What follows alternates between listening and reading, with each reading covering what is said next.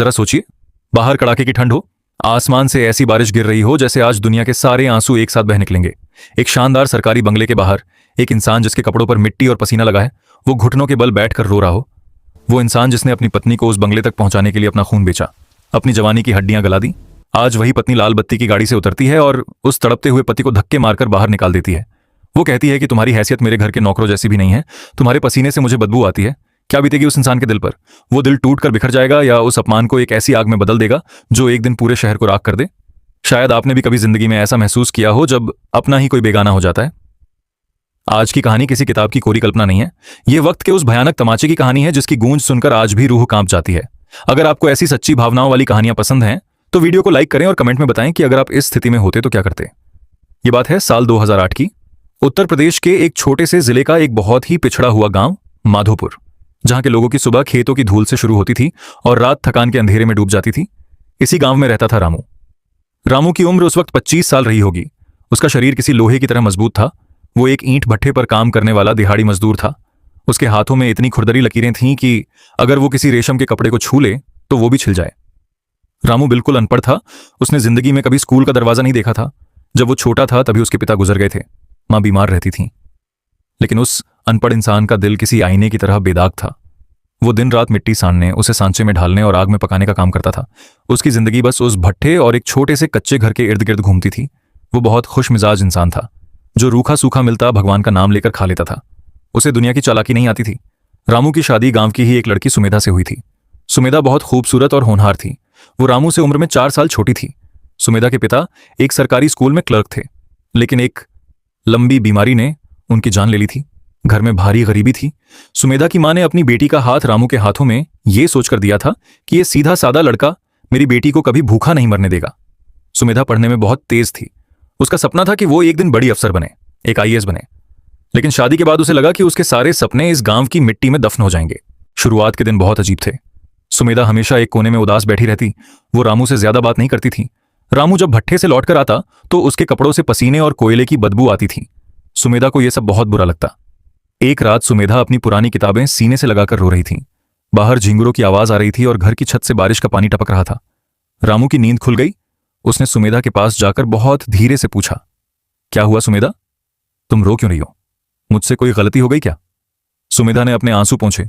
उसने रुंधे हुए गले से कहा, मुझे पढ़ना था रामू, मुझे अफसर बनना था, लेकिन मेरी किस्मत में यह गोबर पाटना और इस बदबूदार घर में सड़ना लिखा था।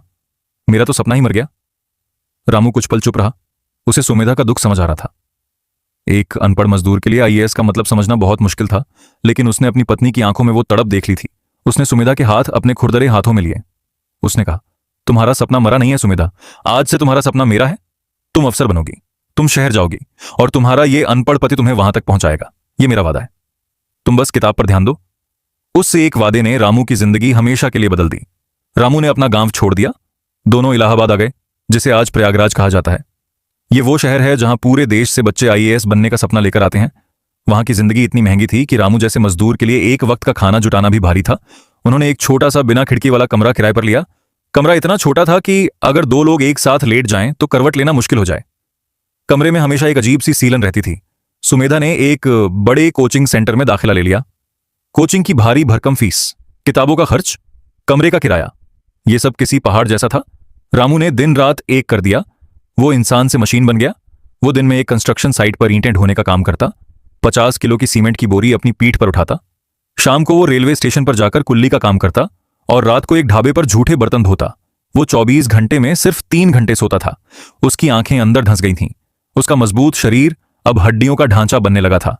इलाहाबाद की भयंकर सर्दी में रामू के पास पहनने के लिए एक ढंग का स्वेटर नहीं था। वो अपनी फटी हुई सूती चादर ओढ़कर स्टेशन पर बोझे उठाता। जब ठंड बर्दाश्त नहीं होती तो वो चाय की टपरी के पास जल रहे चूल्हे से हाथ सेंक लेता। लेकिन उसने सुमेधा को एक अच्छी रजाई और एक रूम हीटर लाकर दिया था ताकि उसे पढ़ने में कोई तकलीफ ना हो। सुमेधा दिन रात किताबों में डूबी रहती। रामू जब रात को ढाबे से लौटता तो वो चुपचाप जमीन पर सो जाता ताकि सुमेधा की पढ़ाई में कोई खलल ना पड़े। वो सुमेधा को कभी अपनी थकान नहीं बताता था। कभी कभी जब सुमेधा के पास किताबें खरीदने के पैसे नहीं होते थे और रामू की दिहाड़ी कम पड़ जाती थी तो रामू अस्पताल जाकर अपना खून बेच आता था। जी हां, अपना खून। उसने कई बार ऐसा किया था। जब वो खून देकर लौटता तो उसे चक्कर आते, लेकिन जब वो सुमेधा के हाथ में वो नई किताब रखता तो सुमेधा के चेहरे की खुशी देखकर उसकी सारी थकान मिट जाती। सुमेधा कहती, रामू तुम बहुत अच्छे हो, मैं अफसर बनकर तुम्हारे सारे दुख दूर कर दूंगी। रामू बस मुस्कुरा देता। उसे लगता था कि उसका प्यार जीत रहा है। 3 साल तक यही भयानक संघर्ष चलता रहा। साल 2011 आ गया। ये वो साल था जिसने रामू की तपस्या का फल दिया। यूपीएसएससी का रिजल्ट आया और सुमेधा ने पूरे देश में 27वां रैंक हासिल किया। वो आईएएस अफसर बन गई थी। उस दिन वो छोटा सा कमरा खुशियों से भर गया। सुमेधा रामू के गले लगकर बहुत रोई। रामू ने आसमान की तरफ देखा और भगवान का शुक्रिया अदा किया। उसने मोहल्ले में मिठाई बांटी। उसे लगा कि अब उनकी जिंदगी के सारे दुख खत्म हो गए हैं। अब वो दोनों एक साथ एक नई और खुशहाल जिंदगी जींगे। लेकिन उसे नहीं पता था कि असल दर्द की शुरुआत तो अब होने वाली थी। कामयाबी और पावर एक ऐसा नशा है जो इंसान को अंदर से खोखला कर देता है। सुमेधा जब मसूरी की लाल बहादुर शास्त्री नेशनल एकेडमी में ट्रेनिंग के लिए गई तो वहां की दुनिया देखकर उसकी आंखें चौंधिया गईं। वहां बड़े बड़े घरों के बच्चे थे जो फर्राटेदार अंग्रेजी बोलते थे। वहां की पार्टियां, वो हाई सोसाइटी कल्चर। सुमेधा को अचानक लगने लगा कि वो किस दुनिया में जी रही थी। ट्रेनिंग के दौरान रामू उससे मिलने गया। रामू ने एक नई शर्ट सिलाई थी। वो बहुत खुश था। लेकिन जब वो एकेडमी के गेट पर पहुंचा तो सुमेधा अपने कुछ आईएएस दोस्तों के साथ खड़ी थी। रामू ने खुशी से आवाज दी, सुमेधा। सुमेधा ने पलटकर देखा। रामू को उन सस्ते कपड़ों में और उसके गंदे जूतों को देखकर सुमेधा का खून सूख गया। उसके दोस्तों ने पूछा, सुमेधा, ये आदमी कौन है? सुमेधा के चेहरे पर पसीना आ गया। उसने एक पल की भी देरी नहीं की। उसने कहा, अरे ये हमारे गांव का एक नौकर है, कुछ सामान देने आया होगा। वो शब्द रामू के कानों में पिघले हुए शीशे की तरह उतरे। नौकर?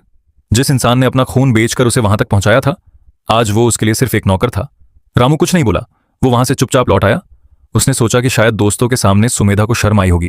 वो अपने दिल को झूठी तसल्ली देता रहा। ट्रेनिंग खत्म हुई। सुमेधा को उत्तर प्रदेश के एक बड़े जिले में एसडीएम की पोस्टिंग मिली। एक आलीशान सरकारी बंगला, लाल बत्ती की गाड़ी, 4 नौकर और आगे पीछे घूमते पुलिस वाले। सुमेधा पूरी तरह बदल चुकी थी। उसने रामू को बंगले के पीछे वाले सर्वेंट क्वार्टर में रहने को कह दिया। उसने कहा, रामू, तुम पढ़े लिखे नहीं हो, तुम अनपढ़ हो। तुम अगर मेरे साथ मेरे बंगले में रहोगे तो लोग क्या कहेंगे? मेरी इज्जत खराब होगी। जब मेरे मेहमान आए तो तुम बाहर मत निकलना। रामू अंदर ही अंदर टूट चुका था। लेकिन वो सुमेधा से इतना प्यार करता था कि उसने ये बेइज्जती भी सह ली। वो सर्वेंट क्वार्टर में रहने लगा। सुमेधा अब महीनों तक उससे बात नहीं करती। वो अपनी पार्टियों में, अपने रसूख में इतनी अंधी हो चुकी थी कि उसे उस इंसान की कोई कद्र नहीं थी जिसने उसे ये कुर्सी दिलाई थी। रामू अब भी उसके लिए खाना बनाता था, लेकिन सुमेधा हमेशा बाहर से खाकर आती थी। रामू को लगता था कि एक दिन सब ठीक हो जाएगा, लेकिन घमंड का नशा इंसान को अंधा बना देता है। एक दिन सुमेधा ने अपने बंगले पर जिले के तमाम बड़े अफसरों और नेताओं की एक शानदार पार्टी रखी थी। बड़े बड़े लोग आए हुए थे। रामू को उस दिन बहुत तेज बुखार था। वो कई दिनों से भूखा था। उसे रहा नहीं गया और वो पानी मांगने के लिए बंगले के अंदर चला गया। जैसे ही रामू ड्राइंग रूम में पहुंचा, सारे वीआईपी लोगों की नजर उस पर पड़ी। एक मैला कुचैला, अनपढ़ सा दिखने वाला आदमी, एक बड़े नेता ने हंसते हुए पूछा, मैडम, ये कौन भिखारी घुस आया है आपके घर में? सुमेधा का चेहरा गुस्से से लाल हो गया। वो तेजी से रामू के पास गई। उसने रामू का कॉलर पकड़ा और उसे धक्के मारते हुए बाहर ले आई। आज तुमने मेरी सारी इज्जत मिट्टी में मिला दी। सुमेधा पागलों की तरह चिल्ला रही थी। रामू ने रोते हुए कहा, सुमेधा, मुझे बहुत तेज बुखार है, मुझे बस थोड़ा सा पानी चाहिए था। लेकिन सुमेधा के सिर पर पावर का भूत सवार था। उसने रामू को एक जोरदार थप्पड़ मारा। यह थप्पड़ सिर्फ रामू के गाल पर नहीं, उसकी रूह पर पड़ा था। तुम हो कौन रामू? सुमेधा की आवाज रात के सन्नाटे में गूंज रही थी। तुम एक जाहिल और अनपढ़ मजदूर हो और मैं इस जिले की मालकिन हूं। मेरी हैसियत आसमान की है और तुम्हारी नाली के कीड़े की। तुमने मेरे लिए जो भी किया उसका एहसान जताने की जरूरत नहीं है। ये लो पैसे। सुमेधा ने अपने पर्स से कुछ 1000 रुपए निकाले और रामू के मुंह पर फेंक दिए। और आज के बाद मुझे अपनी ये मनहूस शक्ल कभी मत दिखाना। निकल जाओ मेरे घर से और मेरी जिंदगी से। उस रात आसमान में भयानक बिजली कड़क रही थी। बहुत तेज बारिश होने लगी। रामू उस बंगले के बड़े से लोहे के गेट के बाहर खड़ा था। वो भीग रहा था। उसने उन रुपयों को कीचड़ में छोड़ दिया। वो रोया नहीं। उसकी आंखों के आंसू उस थप्पड़ के साथ ही सूख गए थे। उस रात रामू का दिल मरा नहीं था, बल्कि पत्थर का हो गया था। उसने मुड़कर उस चमकते हुए बंगले को देखा और एक लंबी सांस ली। जिस इंसान ने अपना सब कुछ लुटाकर एक रानी बनाई थी, आज उसी रानी ने उसे सड़क पर फेंक दिया था। रामू ने उस रात एक कसम खाई, सुमेधा, तुमने आज मेरी हैसियत पूछी है। एक दिन ऐसा लाऊंगा कि तुम मेरी हैसियत का अंदाजा लगाते लगाते अपनी पूरी जिंदगी हार जाओगी। और फिर रामू उस अंधेरे में कहीं गायब हो गया। वक्त बहुत बड़ी चीज है, ये कभी किसी के लिए नहीं रुकता। साल बीतते गए। सुमेधा सफलता की सीढ़ियां चढ़ती रही। वो एसडीएम से डीएम बनी और फिर एक बहुत बड़ी कमिश्नर। उसने एक बड़े और रईस बिजनेसमैन विक्रम से शादी कर ली थी। अब वो पूरी तरह करप्शन में डूब चुकी थी। नेताओं के साथ मिलकर टेंडर पास करना, रिश्वत लेना, करोड़ों की संपत्ति बनाना। सुमेधा को लगता था कि वो इस दुनिया की भगवान है और उसे कोई छू भी नहीं सकता। दूसरी तरफ रामू का क्या हुआ? रामू ने अपना नाम बदल लिया था। अब वो सिर्फ रामू नहीं था, उसने उत्तर प्रदेश छोड़कर मुंबई का रुख किया। वहां आकर उसने सबसे पहले पढ़ाई शुरू की। वो दिन में काम करता और रात को अंग्रेजी और बिजनेस के गुर सीखता। उसने कबाड़ और वेस्ट मैनेजमेंट का एक छोटा सा काम शुरू किया। वो शहर का सारा कचरा खरीदता और उसे रिसाइकल करके फैक्ट्रियों को बेचता। ये वो काम था जिसे कोई नहीं करना चाहता था, लेकिन रामू के अंदर एक ऐसी आग थी जो उसे सोने नहीं देती थी। उसने दिन रात एक कर दिया। उसकी ईमानदारी और दिमागी खेल ने उसे बिजनेस की दुनिया का एक खूंखार खिलाड़ी बना दिया। कबाड़ के बिजनेस से उसने करोड़ों कमाए। फिर उसने वो पैसा रियल एस्टेट में लगाया। जिस इंसान ने कभी ईंटें ढोई थीं, आज वो इंसान बड़े बड़े मॉल्स और टाउनशिप बना रहा था। 15 सालों के अंदर रामू ने आर के इंडस्ट्रीज नाम का एक ऐसा साम्राज्य खड़ा कर दिया जिसका डंका पूरे देश में बजता था। अब वो रामू नहीं था, वो मिस्टर रमाकांत था, जिसे सब मिस्टर आर के कहते थे, जो हमेशा काले सूट में रहता, प्राइवेट जेट में सफर करता और जिसके एक इशारे पर शहरों के टेंडर पास होते थे। लेकिन किसी को नहीं पता था कि इस मिस्टर आर के का अतीत क्या है, क्योंकि वो कभी मीडिया के सामने नहीं आता था। साल 2026 आ गया। 15 साल बीत चुके थे उस काली रात को। सुमेधा 45 साल की हो चुकी थी। वो एक बहुत बड़े शहर की कमिश्नर थी, लेकिन कहते हैं ना कि पाप का घड़ा एक दिन जरूर भरता है। सुमेधा ने एक बहुत बड़े नेता के साथ मिलकर शहर के एक फ्लाईओवर का ठेका एक घटिया कंपनी को दे दिया था। उसने इस डील में 50 करोड़ रुपए की रिश्वत खाई थी। बारिश के मौसम में वो फ्लाईओवर बीच से टूटकर गिर गया। दर्जनों लोगों की मौत हो गई। पूरे देश में हाहाकार मच गया। मीडिया ने इस करप्शन का पर्दाफाश कर दिया। सरकार पर बहुत दबाव आ गया।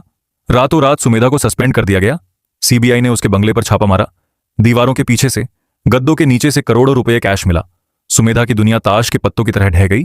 जिस रईस बिजनेसमैन से उसने शादी की थी, वो उसे छोड़कर देश से भाग गया। जिन नेताओं ने उसे पाला था, उन्होंने अपना पल्ला झाड़ लिया। सुमेधा पर दर्जनों केस दर्ज हो गए। अदालत ने फैसला सुनाया कि अगर सुमेधा ने 7 दिन के अंदर सरकार को 500 करोड़ रुपए का जुर्माना नहीं भरा तो उसकी सारी संपत्ति नीलाम कर दी जाएगी और उसे 20 साल के लिए जेल में डाल दिया जाएगा। सुमेधा पागल हो गई। वो दर दर भटकने लगी। वो अपने उन सभी अमीर दोस्तों के पास गई जिनके साथ वो पार्टियों में हंसती थी, लेकिन आज सबने अपने दरवाजे बंद कर लिए थे। कोई भी एक दागदार अफसर की मदद करके सीबीआई की नजर में नहीं आना चाहता था। सुमेधा के पास अब कुछ नहीं बचा था। वो पूरी तरह बर्बाद हो चुकी थी। उसे जेल की सलाखें साफ नजर आ रही थीं। तभी सुमेधा के वकील ने उसे एक आखिरी उम्मीद की किरण दिखाई। वकील ने कहा, मैडम, देश में एक ही इंसान है जो आपकी मदद कर सकता है। वो इतना अमीर और पावरफुल है कि सरकार भी उसके सामने झुकती है।